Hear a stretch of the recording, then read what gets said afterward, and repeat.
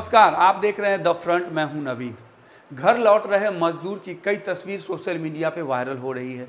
उन्हीं में से एक वायरल तस्वीर बिहार के बेगूसराय में रहने वाले राम पुकार पंडित की भी है, जिसमें वो फ़ोन पर बात करते रोते दिखाई देते हैं।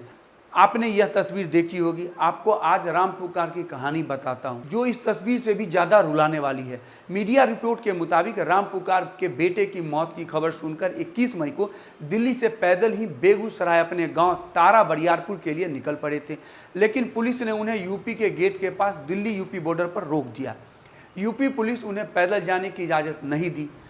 ऐसे में राम पुकार के पास इतने पैसे नहीं थे कि वो प्राइवेट गाड़ी करके अपने घर पहुंच सके। न वो स्मार्टफोन का इस्तेमाल करते हैं कि वो रेल की ऑनलाइन टिकट बुक कर सकें। ऐसे में बिहार सरकार की मदद की गुहार के लिए ऑनलाइन रजिस्ट्रेशन तक भी वो नहीं करा सकते थे।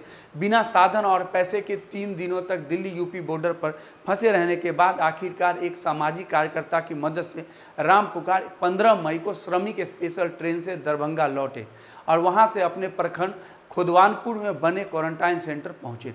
राम पुकार ने कहा कि बेटा 4 दिन पहले मरा था, उसकी तो आखिरी बार देख तक नहीं सका, इसलिए चाहता था कि कम से कम उसकी 13वीं में शामिल हो जाऊं, पिता होने का फर्ज निभा दूं। पुलिस ने रोक दिया तो हम इधर उधर भटकने लगे, लोगों से मदद मांगने लगे। उसी में से 2 लोग ने कहा कि वो हमें बॉर्डर पार करा देंगे और आगे ले जाकर छोड़ देंगे, लेकिन उन दोनों ने मुझे कार में बैठाकर मेरे साथ मारपीट की और मेरे पास जो बचे कुछ पैसे थे वो भी छीन लिए। कहाँ पर? वो बसीम गाँव में? गांव में। और कल तो हम भर दिन काम पे रह गया। आज जो है आ रहे थे तो 5,500 रुपया छीन लिया। किसने छीन लिया? ऐसा ही मारुति लगा के जबरदस्ती, वो जुग्गी था, जुग्गी के बगल में पार्क था, वहाँ पर छीन लिया। और ये लहर के बगल में पुलिस वाले हमारे को दिए 500 रुपये। बोला कि बेटा इतना ही सब तो बाल लो, अच्छा चले जाओ। अब तो होगा नहीं ना लड़का, चले जाओ। वहाँ फिर वहाँ चल दिए। वो अथी जो है बॉर्डर, वो जगह से बतला दिए कि वहाँ चले जाओ। उधर से हम चले आए, यहाँ पर आए तो यहाँ नहीं बढ़ने दिए, हम यहीं पर रुक गए। खाना सुबह नहीं खाए? अभी मिला, अभी जो हमने और दवाई भी आपने अभी की? हाँ। मतलब आपने सुबह से कल से जो चलो खाना नहीं खाया? नहीं, 6 बजे सवेरे में चला घर से। 6 बजे जैसे अभी खाना खाया। अभी रात के 10 साढ़े 10 बज गए और आपको खाना नहीं मिला? नहीं। अब आपने खाना खाया? हाँ। और दवाई भी खाया? हाँ। अब कैसे जाओगे आगे तक? अब मिलेगा ट्रेन, तो ट्रेन से चले जाएंगे, नहीं तो यहाँ से तो बहुत दूर है।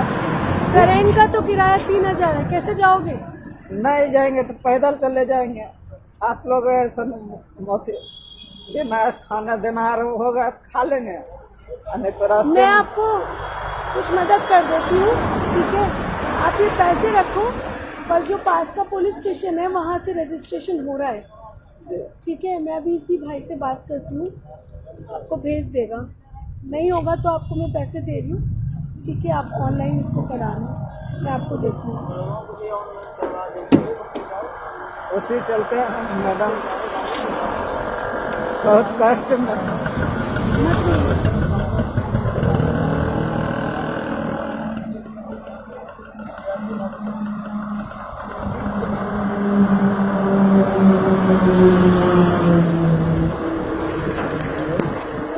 आपको ट्रेन से आप जल्दी से चले जाओ, जो भी आपका किराया 3,000 लगेगा और उसके अलावा भी जो पैसे यहाँ पे मेरे पास अभी इतना ही है। रोहिए अंकल जी, मत रोहिए। आगे वो कहते हैं कि एक मैडम जी जो रात में खाना बांटने आई थी, वो अपना कार्ड हमें दे दी गई थी। उन्हीं को फ़ोन करके जब मैं सब कुछ बता रहा था तो किसी ने मेरी फ़ोटो खींच ली। बातचीत में राम पुकार जिस महिला को मैडम जी कह रहे थे उसका नाम सलमा फ्रांसीसी है। वो एक सामाजिक कार्यकर्ता है और दिल्ली में एक सामाजिक संगठन से जुड़ी हुई है। सलमा के बारे में राम पुकार और बताते हैं कि वो मेरे लिए माँ बाप से बढ़कर है। जब सबने मेरे साथ धोखा दिया तब उन्होंने मेरी मदद की। पेपर में छपी एक रिपोर्ट में पूर्वी दिल्ली के डीएम अरुण कुमार मिश्रा के हवाले से लिखा गया है, हमारी टीम हर वक्त फील्ड में है। जब राम पुकार पंडित के बारे में जानकारी मिली तो हमने उन्हें बस से रेलवे स्टेशन पहुंचा दिया, जहां से शाम वाली ट्रेन से वो बिहार चले गए।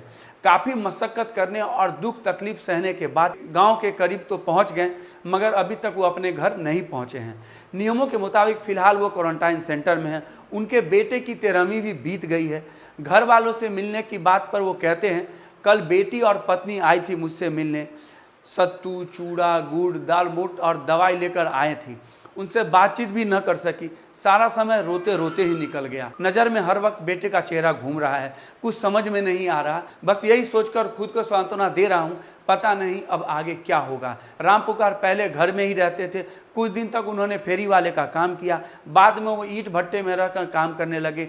3 बेटियों के बाद पिछले साल उनका एक बेटा हुआ था। इसके बाद काम की तलाश में वो दिल्ली चले गए। इसी दौरान छोटे भाई ने घर रहकर परिवार संभाला। राम पुकार अब आगे क्या करेंगे, इस सवाल पर जवाब में राम कुमार कहते हैं कि पहले क्वारंटाइन सेंटर से घर तो पहुंच जाएं।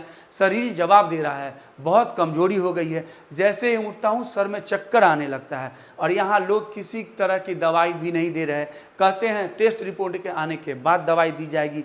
घर पहुंचकर पहले 15-20 दिन तो कम से कम सेहत ठीक करने में लगेगा, तभी किसी काम के बारे में सोचूंगा। राम पुकार दिल्ली में बिल्डिंग कंस्ट्रक्शन के मजदूरी का काम करते थे।